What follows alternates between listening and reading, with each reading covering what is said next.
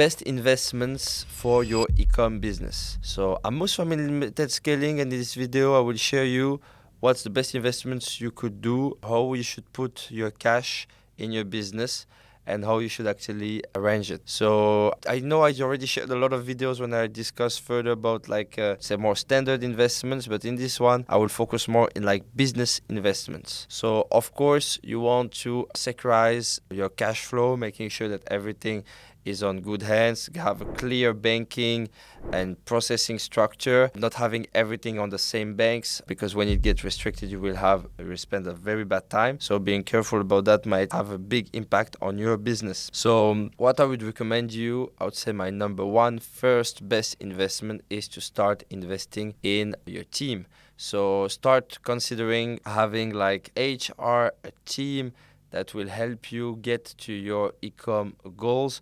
And if you don't have the right team, if you don't have the right culture, you'll be so it's very important that you start with having the first, I would say, killer assistant, then killer customer support, then killer video editors that will help you for your ads. And then you can go so on with a media buyer, creative strategist, administrative operations, etc., etc. But of course, if you're just doing it all yourself, you'll be stuck. You won't be able to scale higher than like 6-figure per month. And eventually you want to do multiple 6-figure or even 7-figure in revenue per month. So that's something that you really want to get it sorted the right way in order to be able to scale, because you don't want to be dependent on like, hey, how can I get my ads winning all the time? You want to have a system where you can duplicate yourself and get that system ongoing on a consistent basis, and just have a quick a weekly check where you're reviewing a bit what's going on and moving forward. Okay, you don't want to be of course, letting it go and doing nothing and then being upset because it's not working well, or doing it all and being frustrated because you don't have the outcome that you want because you know that results are inconsistent. So I would say first investment for sure is your team. Second investment is protecting your cash flow. Why I say that, I see so many cases where you get like cash flow issues and then it will slow down all your operation and then everything will be. So how you secure that? What you want to do is to have the right structure for banking. Like a question that you should ask yourself is, how many banks do I have? Do I actually trust them? And is my money splitted between those banks? Do I get benefits with those banks? Is it cash back? Is it credit? Is it financing? What do I get from them? Or is it just spending and I just have one bank, and then what if they block me? So it's very important to sit down and making sure that you stay liquid, so that you make sure that your money is easily accessible and you can easily invest on your ads, pay your supplier, negotiate with your supplier some terms so you can make sure that you're good in cash to invest on your ads, on your team, and being able to leverage the right way. So second best investment, how liquid you are. So what's third best investment? On my opinion, I would be considering like scaling with agencies.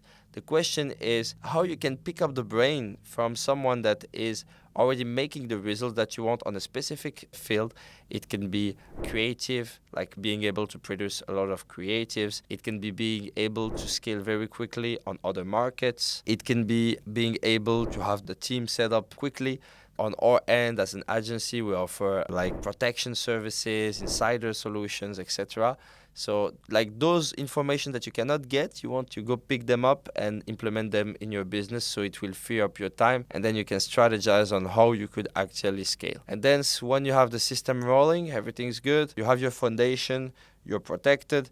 Now the question is, how can you actually scale and what you should invest to actually scale? At that position, see some people just starting all over again, creating a brand. It doesn't work out. They do it again, blah, blah, blah. You need to be careful with that and saying, okay, what's the right question you should ask yourself? At a certain position, you'll be like, okay, I know that I need to produce that amount of creative per day. I want to have that amount of creative that are working, well performing. And then when I get to those numbers, okay, that's the next market I need to get. I need to get that payment processor to get to that market. I need to get this solution to get to that market, these experts, this team member, and then trying to see it like more on a bigger view on how you could use what you created and like duplicate products in other shops or other markets. So that's something that I rarely see, or I don't see enough. I see it for like top e-commerce people. It's like, once you have very solid structure, how you could use this solid foundation that you built to actually use it to expand either on other products, expanding your collection, either on other markets, expanding your processing network plus your team, and reutilizing what worked once, reutilizing it so it can work again, a second time, a third time. And that's when you have a great mastery on this. This is where you could get like crazy numbers, making multiple millions a month, because like you're building on the right foundation to actually scale. So that's from the experience that we see. And then once you have all this done and it's secured, instead of like burning your wings, because this happens also, like when you go so crazy, like something can happen and then your business can die.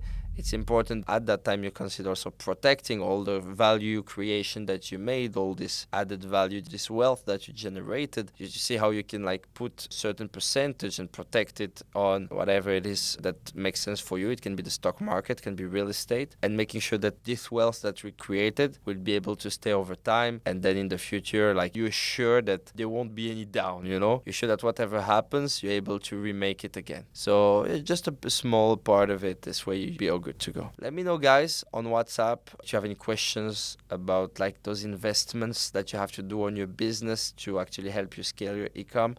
Does that make sense for you? At what stage you are? At what stage you want to go? Do you guys relate on this or not? So feel free to chat me on WhatsApp so we can discuss this further. And in the meantime, you can have a look to our YouTube.